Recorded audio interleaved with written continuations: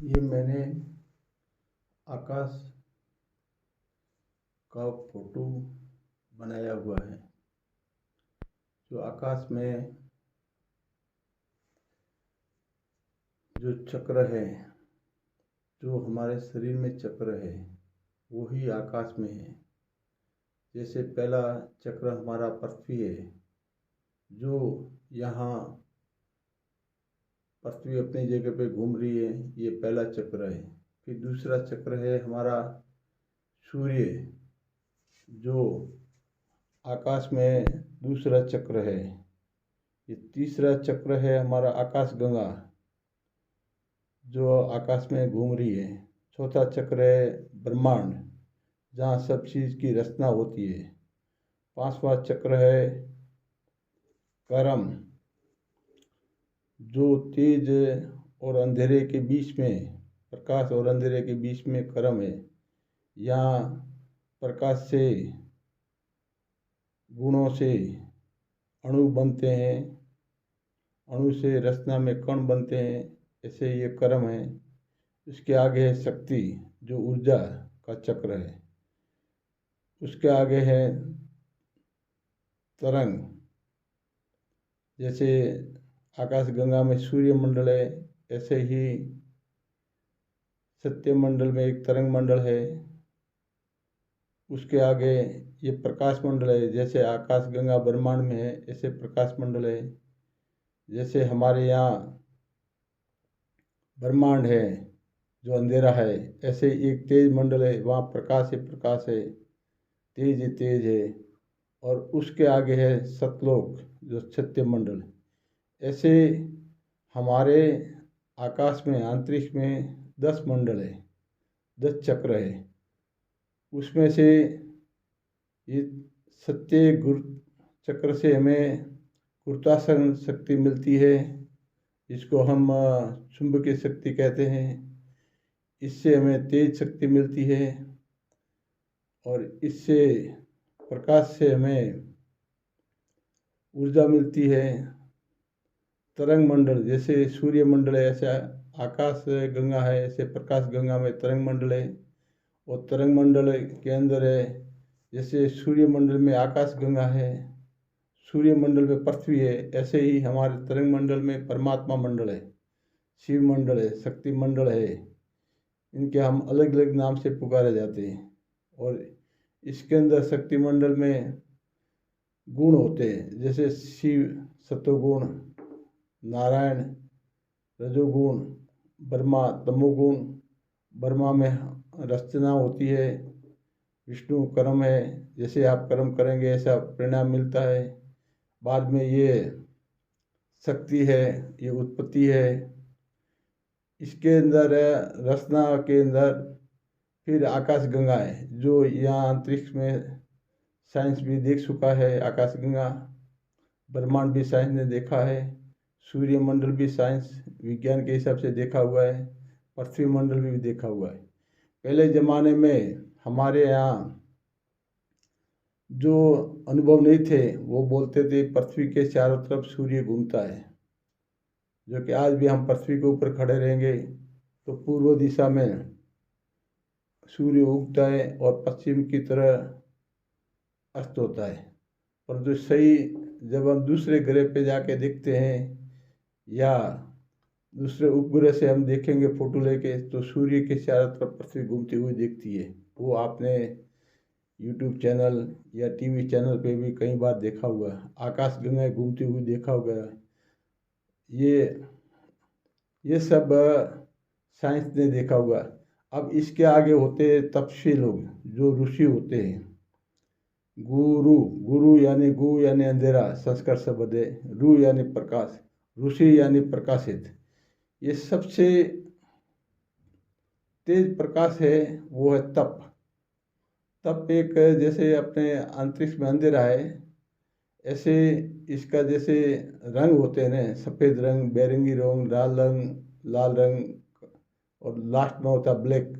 ऐसे ही हमारे ये 10 प्रकार के सबसे लास्ट आता है अंधेरा, और सबसे प्रकाशित ज़्यादा है वो तप। तब के बाद में आता है गुरुत्वाकर्षण शक्ति सत्य, उसके बाद में आता है तेज, जो साइंस ने कई कई बार अंतरिक्ष में देखे हैं बादल, प्रकाश के बादल। कई बार जो ये प्रकाश भी देखा हुआ है। ये हमारे धार्मिक संस्था के हिसाब से, नियम के हिसाब से हम कहते हैं कि उत्पत्ति कैसे हुई, तो कि तप से सत्य, सत्य से सोम, सोम से ओम, ओम से ओमा, ओमा से शिव, शिव से विष्णु, विष्णु से ब्रह्मा, ब्रह्मा से देव, देव से ग्रह, ग्रह से नक्षत्र, नक्षत्र से जीव, पृथ्वी। जैसे ग्रह, ये पृथ्वी भी एक ग्रह है, इसके ऊपर जीव हुए। ऐसे बोलो तो 10 इसकी उत्पत्ति के लक्षण है। साइंस भी वही बोलते हैं कि पृथ्वी के अंदर गुरुत्वाकर्षण शक्ति भी है, पृथ्वी के अंदर तेज भी है, जो इस आंखों से नहीं देख सकते। ऐसे छोटे छोटे प्रकाश अपने शरीर में या किसी भी पृथ्वी के कण के अंदर से ये चल सकते हैं। ये जो ये सत्य है ना, ये पृथ्वी के अंदर चल सकता है, तेज चल सकता है। जो सूक्ष्म चीज़ है वो बड़ी चीज़ के अंदर से आर पार हो सकती है, पर बड़ी चीज़ होती है वो सूक्ष्म के आर पार नहीं हो सकती है। जैसे परमाणु है, वो आपके बड़े कणों के बीच में से आर पार हो सकते हैं, पर परमाणु के अंदर से कोई बड़ा कण या पत्थर या ऐसा द्रव्य चीज़ आर पार नहीं हो सकती है। जैसे सबसे सूक्ष्म है तब से बड़ा है सत्य, सत्य से तेज, तेज से प्रकाश, प्रकाश से तरंग, तरंग से शक्ति, शक्ति से क्रम, रचना, आकाश गंगा। आकाश गंगा में तेज भी है, प्रकाश भी है, द्रव्य भी है, गैस भी है, सब है। उसके बाद में ये सूर्यमंडल में अग्नि है, और पृथ्वी में सभी गुण हैं। रेडिएशन भी है, पृथ्वी के अंदर गुण भी है, परमाणु भी है, अणु भी है, कोशिकाएं भी है। और ये जितने प्रकृति के अंदर है आकाश में, ये सब हमारे शरीर में भी है। जैसे आप शरीर में देखेंगे तो जहाँ जन्म होता है, मादा जानवर हो, पक्षी हो, मानव हो, जहाँ मादा का जन्म होता है वहाँ गर्भाशय में उत्पत्ति होती है। वहाँ पहले एक बीज होता है, और बीज से गुरुत्वाकर्षण शक्ति से धीरे धीरे कोशिका बनने चालू होती है। एक कोशिका बनती है, फिर 2 कोशिका बनती है, 3 बनती है। ऐसे करते करते उस शरीर में, जैसे मनुष्य के शरीर में 50 खरब कोशिकाएं, कोई बोलते हैं 90 खरब कोशिकाएं। ऐसे पहले शुरुआत में एक कोशिका से सब कोशिका बनती। ऐसे हमारे पृथ्वी के अंदर ये सब गुरुत्वाकर्षण शक्ति से बनते हैं। जैसे आकाश गंगा में जितने ग्रह हैं, इतने ही हमारी एक कोशिका के अंदर परमाणु है। जैसे आकाश गंगा के अंदर जितने तारामंडल या सूर्यमंडल है, ऐसे ही हमारे कोशिका में अणुमंडल है। ये जो है, ये जो हमारे शरीर में है वो आकाश में, जो आकाश में है वो शरीर में है। ये सब एक दूसरे से जुड़े हुए हैं। ये संसार का नियम है। संसार में हर चीज़ का परिवर्तन होता है। सूक्ष्म से सूक्ष्म चीज़ धीरे धीरे ठंडी होते होते बड़ी होती जाती है, और बड़ी से बड़ी चीज़ धीरे धीरे वापस संघर्ष, वो घूमते घूमते जो घर्षण होते होते फिर सूक्ष्म होती है। जैसे हमारे पहाड़ों में मशीन लगा के हम पत्थर को तोड़ते तोड़ते हम सीमेंट बनाते हैं। वही पत्थर आंखों के सामने है, और फिर बुरादा बन जाता है, एकदम सीमेंट बन जाता है। ऐसे वो घर्षण शक्ति से टूटती है। इसी प्रकार आकाश में हर चीज़ का परिवर्तन होता है। तेज का परिवर्तन होता है।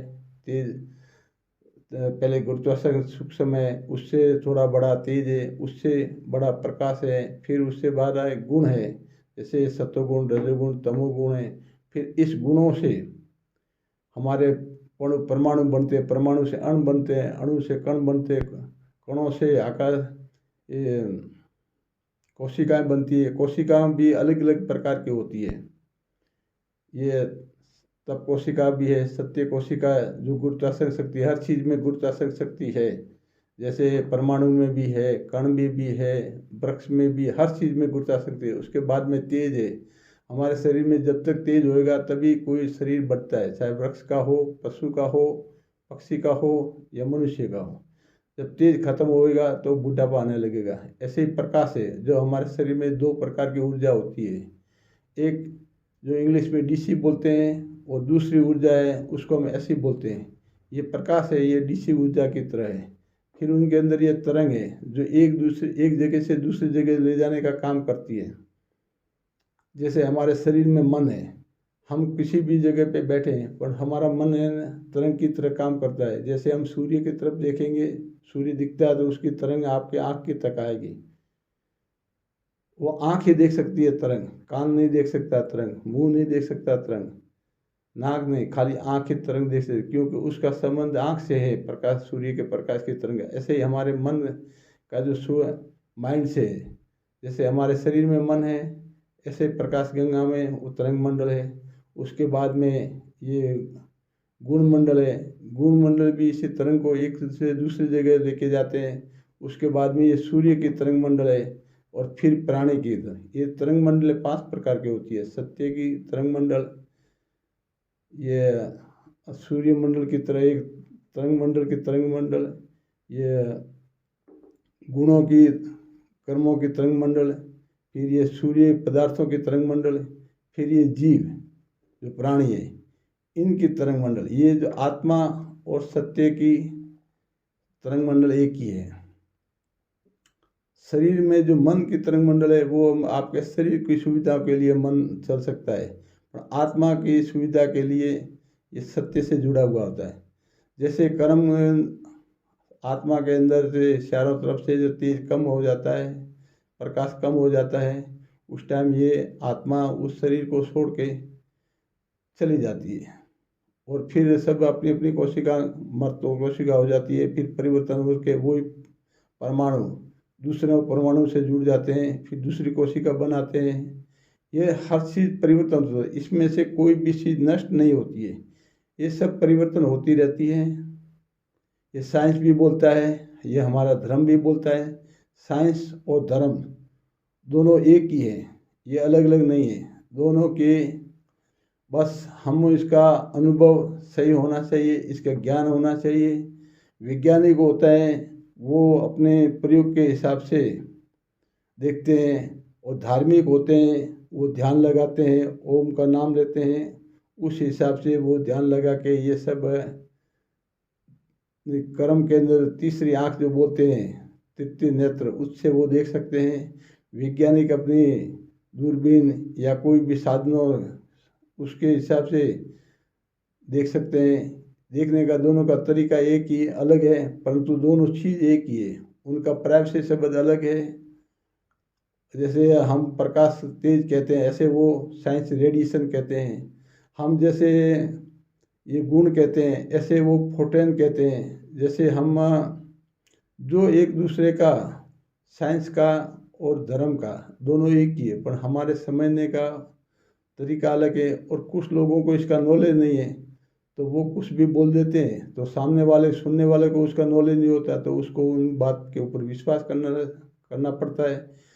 तो आज की तारीख में इस समय अरबों खरबों में से एक धार्मिक आदमी को आध्यात्मिक जो ध्यान शक्ति से, दिव्य दृष्टि से देखने की ताकत है, जो कि वैज्ञानिक हर जगह जो देखते हैं वो सब अपनी मशीनरी के हिसाब से सब सही देख रहे हैं। परंतु धार्मिक जो है, ऋषि मुनि है, ये करोड़ों में से 1-2 जन सही देख सकते हैं, बाकी तो सब है शब्द ज्ञान है, सब शब्द ज्ञान के हिसाब से बोलते हैं, वो सत्य नहीं है। सत्य हमेशा वो है जिसको प्रयोग में लाया जाता है, जिसको हम अनुभव किया जाता है, जिसको हम सत्य से जाना जा सकता है, वही सत्य होता है। मेरा आज का वीडियो आपको अच्छा लगा हो तो आप इसके ऊपर सब्सक्राइब करिए। आप मेरी चैनल, यूट्यूब चैनल को सब्सक्राइब करिए, लाइक करिए और आगे से आगे दूसरों को भेजिए। मेरा नाम है जीवाराम गीता पाठी, मेरा मोबाइल नंबर है 9869306550। धन्यवाद। मैं आपके सामने ये बैठा हुआ हूँ, आपको मैं ये समझा रहा हूँ। जैसे ये पृथ्वी है, सूर्यमंडल है, ये आकाश गंगा है, ये रचना है, ये कर्म है, ये शक्ति है, ये तरंग है, ये प्रकाश है, ये तेज है, सत्य। ये हमारे, हम जो ओम का नाम लेते हैं उस टाइम हमारे ये दिमाग में चलता है। जो ये हमारे माथे की ये लकीरें होते हैं, ये भोलेनाथ ओम का नाम लेते हैं उनके माथे में 3 लकीरें, एक ये खड़ी लकीर होती है। ये खड़ी लकीर बीच में होनी चाहिए। ये जो खड़ी लकीर होती है उसको ध्यान लगता है। जैसे मोबाइल में लकीरें दिखाती है, जो वो मोबाइल्स का स्थानिक टॉवर के अंदर दिखाते हैं, टॉवर से फिर पृथ्वी के चारों तरफ जो ऊपर होता है उसमें जाता है और फिर दूसरे को मोबाइल देते। इसी प्रकार में हम अंतरिक्ष में जाना है तो ये हमारा टॉवर है, इसके ज़रिए हम जा सकते हैं। बाकी बहुत जन बोलते हैं कि हम ध्यान लगाते समझ नहीं, इनका एक ही प्रूफ है। आप भोलेनाथ का तस्वीर बताइए उनको कि ये 3 गुण है, जैसे ये तम, ये रज और ये सत्य, ऐसे हमारे में 3 लकीरें होती है।